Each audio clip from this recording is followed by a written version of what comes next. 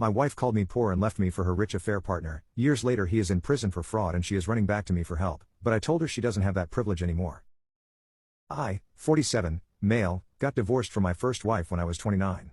We had 2 kids, and my folks loved them more than anything. My ex-wife wasn't happy with the lifestyle that I could provide. I wasn't making a lot of money, but we weren't in debt or anything. We had big cars, and we had just put a down payment on our first home that we would own. Her boss was rich, way out of my reach. She left me for him. I still had to pay child support, but I guess I was lucky that I didn't pay spousal support. I had to work, and I couldn't get custody. I got visitation rights, and my ex made it hard. The kids were young, and she manipulated them. If I had planned to take them to a local resort for our summer vacation, she would take them to Disneyland the week before. I would always come up short. Eventually, the kids refused to spend time with me. It went to court, and I basically had to accept that I couldn't force them to see me and my parents. I met my second wife at the dog park when I was 37, and she was 24. She had a son who was about the age my son was. My parents accepted him right away. He loves them. My wife is like a daughter to them. It is what I always wanted for a life. We have 2 more kids now, 8 and 5. My stepson is about to graduate next year. So a few years ago, my dad sold his company.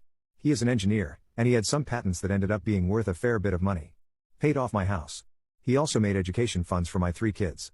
He figured the older ones were done school and hadn't bothered to visit them in years, so they didn't need anything from him. Turns out that was wrong. My ex-wife married a fraud. He was rich, but he wasn't rich enough for the lifestyle she wanted, so he stole from his clients and then he went to jail. My oldest kids are in a lot of debt. My ex is living with her parents.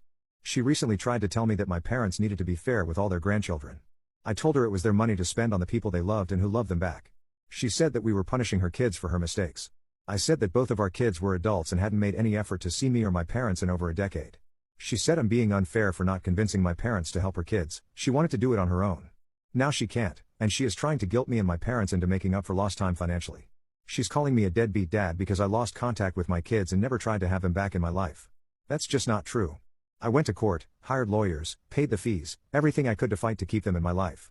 But she won. She took them away, and they chose their stepdad over me because he had more money. Now that their stepdad is in jail and all of his assets were seized, they're all broke.